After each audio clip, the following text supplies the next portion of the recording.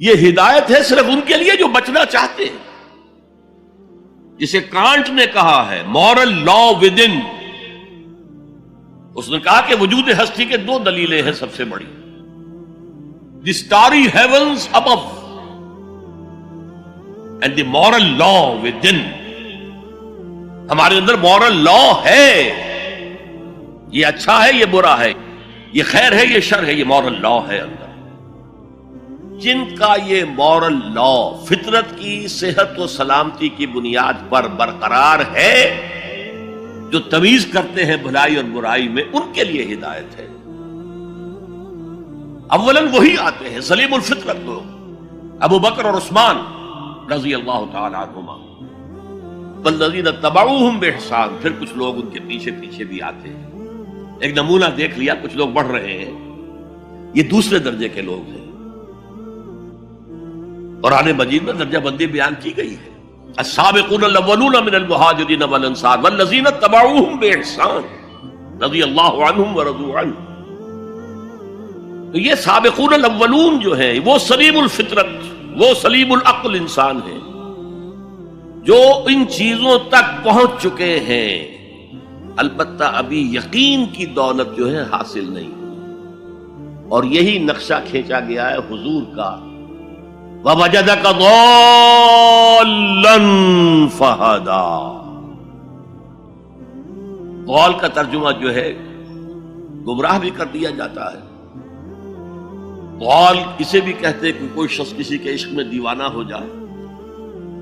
اور ضال وہ بھی ہے جو ابھی حق کی تلاش میں سرگرداں ہے. تو جو غور و فکر غار حرا میں ہو رہا تھا، حدیث میں آتا ہے تحنسو یتحنسو فی، جا کر آپ وہاں عبادت کرتے تھے. تو وہ عبادت کیا تھی؟ کان صفت تعبدہ فی غار حرا التفکر والاعتبار. غار حرا میں آپ کی عبادت کی صفت کیا تھی؟ غور و فکر کہ کائنات کیا ہے. وہی جس سے فلسفی، جن کوسچن سے فلسفی گریپل کر رہا ہوتا ہے، دو دو ہاتھ کر رہا ہوتا ہے، وہی حضور اس سارے فکر کے مراحل سے گزرے ہیں اور قریب پہنچ گئے ہیں. تو دروازے پر دستک دی ہے اور دروازہ کھلا ہے. وَوَجَدَكَ ضَالًّا فَهَدَىٰ. پردے اٹھا دیے اور ہدایت دے. اچھا، یہ تو آپ کے سامنے تعلق جو ہے ایمان کا عقل و فطرت کے ساتھ میں سمجھتا ہوں کہ کسی نہ کسی درجے میں واضح ہو. اب میں آپ کو اس کا سنتھسس بتاتا ہوں. یہ عقل و فطرت جو ہے اللہ کو پہچاننا کلیتاً فطرت پر مبنی ہے. انسان کی فطرت میں، اس کی روح میں اللہ کی معرفت، اللہ کی محبت موجود ہے. اس پر ظہول کے پردے پڑ گئے ہیں، تم ادھر متوجہ ہی نہیں ہوتے. تم نے کبھی اپنے قلب کی گہرائیوں میں اتر کر دیکھا ہی نہیں. تم تو باہر کی دنیا میں مگن ہو، مادی دنیا میں لگے ہوئے. کچھ تو بقول شاہ ولی اللہ وہ حیوانیت کی سطح پر آ جاتے ہیں بیچارے.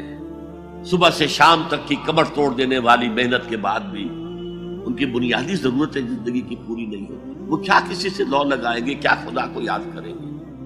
کاد الفقر ان یکون کفرا. یہ فقر اور احتیاج اور مفلسی تو انسان کو کفر تک پہنچا دیتا ہے. حضور کی حدیث. تو تم ادھر متوجہ ہو، ہماری طرح متوجہ نہیں ہوتے. حضرت ابراہیم کا قول کیا تھا؟ انی وجہت وجہی للذی فطر السماوات والارض حنیفا وما انا من المشرکین. اور یہ نماز کا افتتاح بھی ہے. انی وجہت وجہی، میں نے اپنا رخ سیدھا کر لیا ہے اللہ کی طرف، حنیف یکسو ہو کر. دائیں بائیں کوئی میری توجہ نہیں جا رہی. یہ ہے در حقیقت اس عبادت کا تقاضا، جو کہ شکر کا لازمی نتیجہ. اب اس کا سنتھیسس دیکھیے. میں نے کہا کہ سب سے پہلے ایمان باللہ وہ کلیتاً فطرت پر ہے. اسی لیے کانٹ نے یہ ثابت کیا، ایک کریٹیک آف پیور ریزن اس کی کتاب، جس نے ہنگامہ پیدا کر دیا تھا پورے یورپ میں۔ اس وقت تک کرسچینٹی ڈومیننٹ تھی اور مذہب ایک اہم عنصر تھا انسانی زندگی کا۔ اس نے کہا اللہ کے وجود کے لیے جتنے منطقی دلیلیں دی گئی ہیں سب غلط ہیں، میں سب کو کاٹ کر دکھاتا ہوں۔ جیسے ہم کہتے ہیں لوہے کو لوہا کاٹتا ہے، منطق نے منطق کو کاٹ دیا۔ There is no logical reason to prove the existence of God. A critique of pure reason، میں نے کہا تھا پیور ریزن، عقل خالص جو فطرت سے رہنمائی نہیں لے رہی۔ وہ فلسفہ جو ہے اس کی منزل کیا ہے، ایگنوسٹسزم یا اسکیپٹسزم، لادریت یا ارتیابیت۔ پھر اس نے ایک کتاب لکھی بعد میں، کرٹیک آف پریکٹیکل ریزن۔ اس نے کہا کہ عملی طور پر انسان اخلاق حسنہ اختیار کر ہی نہیں سکتا جب تک کہ خدا کو نہ مانے۔ یہ نیسیسٹی ہے انسان کو کہ مانے۔ علامہ اقبال نے اس کو تسلیم کیا ہے، کانٹ کے اس دعوے کو۔ وہ ان کی کتاب ہے reconstruction of religious thought in Islam, کہ کوئی منطقی دلیل خدا کے وجود کو ثابت نہیں کر سکتی۔ متکلمین نے کوششیں کی ہے، لیکن دلیل دلیل کو کاٹ دیتی ہے، منطق منطق کا توڑ کر دیتی ہے۔ وہ صرف قرآن نے لفظ آیت استعمال کیا جو میں نے بیان کیا تھا۔ اس کائنات میں ہر شے اللہ کی نشانی ہے۔ جیسے آپ کو اپنے کسی دوست کی دی ہوئی کوئی شے دیکھتے ہی دوست یاد آ جاتا ہے، ایسے ہی آفاق و انفس میں اللہ کی نشانیاں ہیں۔ تمہارے اندر بھی اللہ کی نشانیاں ہیں۔ ذرا توجہ تو کرو، آفاق کو دیکھو، کھول آنکھ، فلک دیکھ، زمین دیکھ، فضا دیکھ۔ افلا ينظرون الى الابل كيف خلقت والى السماء كيف رفعت والى الجبال كيف نصبت والى الارض كيف سطحت فذكر انما انت مذکر۔ کیا یہ دیکھتے نہیں، غور نہیں کرتے اونٹ کو کیسے پیدا کیا گیا، کتنا اپنے ماحول کے ساتھ مناسبت رکھتا ہے، 7 دن نہ کچھ کھانے کو ملے نہ پینے کے ملے، اسے کوئی پرواہ نہیں۔ اس صحرا لقدق صحرا کا جہاز، وہ دیکھتے نہیں آسمان کیسے بلند کر دیا گیا، دیکھتے نہیں پہاڑ کیسے گاڑ دیے گئے، دیکھتے نہیں زمین کیسے پھیلا دی گئی۔ اے نبی آپ یاد دہانی کرائیے، یہ نشانیوں کی طرف متوجہ کر دیجئے، آپ سوائے یاد دہانی کرانے والے کے اور کچھ نہیں ہے۔ آپ کے ہاتھ میں اختیار نہیں ہے کہ آپ اللہ کو منوا لیں، یہ تو تمہارے اندر سے فطرت سے ابھر کر گواہی آئے گی۔ اب دیکھیے اس کے لیے آیت، جسے میں یہ قرآن مجید کی طویل آیات میں سے، جیسے آیت البر ہم نے پڑھی تھی، ان فی خلق السماوات والارض واختلاف اللیل والنہار والفلک التی تجری فی البحر بما ينفع الناس وما انزل اللہ من السماء من ماء فاحیا به الارض من بعد موتها وبث فیها من کل دابۃ وتصریف الریاح والسحاب المسخر بین السماء والارض لآیات لقوم یعقلون۔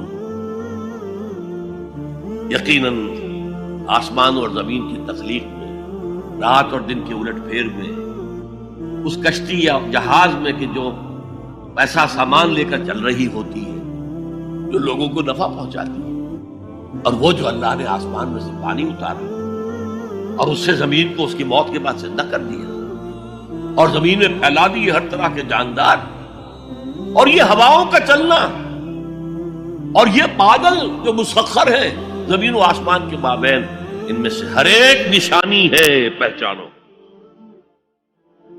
کیا مطلب؟ تم نے کسی مصور کی تصویر دیکھی، تعریف تصویر کی کرتے ہو یا مصور کی کرتے ہو؟ مصور کا کمال ہے، تصویر میں کیا ہے؟ ہاں وہ اپنے منہ سے بول رہی ہے، اپنی زبان حال سے اپنے بنانے اپنے مصور کی تعریف کر رہی ہے۔ تو کائنات کا ذرہ ذرہ اللہ تعالیٰ کی نشانیوں پر ہے۔ شیخ سعدی نے کہا، بڑا پیارا شعر ہے، برگ درختان سبز در نظر ہوشیار ہر ورق دفترست از معرفت کردگار۔ یہ جو سبز درختوں کے پتے ہیں، ایک نگاہ ہوشیار جو کہ ان کی حقیقت کو پہچان سکے، اس کے نزدیک ہر پتا معرفت کردگار کا ایک بہت بڑا دفتر ہے۔ اور آج ہمیں معلوم ہے ہر پتا ایک فیکٹری ہے، فوٹو سنتھسس کا عمل اس میں ہو رہا ہے، سورج کی انرجی کو جذب کیا جا رہا ہے۔ برگ درختان سبز در نظر ہوشیار، ہر ورق دفتر است از معرفت کردگار۔ وہ جو آیت میں نے آپ کو سنائی اسے میں نے نام دیا ہے آیت الآیات۔ اتنی آفاقی آیات کسی اور آیت میں جمع نہیں کی گئی جتنا بڑا گلدستہ ہے۔ ان فی خلق السماوات والارض واختلاف اللیل والنہار والفلک التی تجری فی البحر بما ينفع الناس وما انزل اللہ من السماء من ماء فاحیا به الارض بعد موتها وبث فیها من کل دابۃ وتصریف الرياح والسحاب المسخر بین السماء والارض لآیات لقوم یعقلون۔ دوسری طرف تمہارے اندر بھی ہے، سنوریہم آیاتنا فی الآفاق وفی انفسہم۔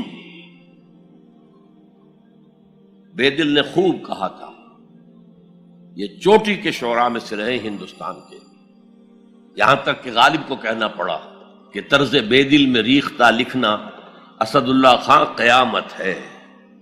آسان نہیں ہے طرز بے دل میں اردو میں شاعری کرنا، وہ فارسی کے شاعر تھے۔ ستمست گر ہوست کشد کے بسیر سرگ و سمندرا تجھے غنچہ کم نہ دمیدئی در دل کشا بچمندرا۔ کتنے ستم کی بات ہے، تمہاری خواہش آمادہ کرتی ہے کہ چلو چمن میں دیکھو، پھولوں کی بہار دیکھو، درختوں کی بہار دیکھو، گھاس کے اوپر چہل قدمی کرو۔ ارے تم خود ایک پھول سے زیادہ کھلے ہوئے ہو۔ کبھی اپنے دل کا دروازہ کھول کر اس میں داخل ہو کر اپنے حسن معنوی کا مشاہدہ کرو۔ ستمست گر ہوست کشد کہ بے سیر سر و سمندرا تجھے غنچہ کم نہ دمیدئی۔ دمکتا ہوا غنچہ ہو تم خود در دل کشا بچمندرا۔ آیات الہیہ اندر بھی موجود ہے۔ اچھا، ان آیات کے ذریعے سے اللہ کی پہچان ہو گئی، اللہ یاد آ گیا، تھا اندر موجود، اللہ کی علم اور معرفت موجود تھی، پردے آ گئے تھے، ظہور تھا۔ یا جیسے ایک جگہ کہا گیا کلا بل رانا علی قلوبہم، ان کے دلوں کے اوپر جو بھی بدکاریاں وہ کرتے رہے ہیں اس سے زنگ لگ گیا، حجابات آ گئے۔ شیخ علی حجویری رحمت اللہ علیہ، جنہیں داتا گنج بخش کہا جاتا ہے، اگرچہ یہ لفظ نہیں کہنا چاہیے، انہوں نے کتاب کا نام کیا رکھا؟ کشف المحجوب۔ جو پردے میں آیا ہوا ہے، اوٹ میں آیا ہوا ہے، اسے کھولنا۔ تم اوٹ میں ہو، تمہارے اندر موجود ہے اللہ کی معرفت۔ البتہ اس کا ایک نتیجہ یہ نکلنا چاہیے اب تمہارے لیے محبوب ترین ہستی اللہ ہو جائے۔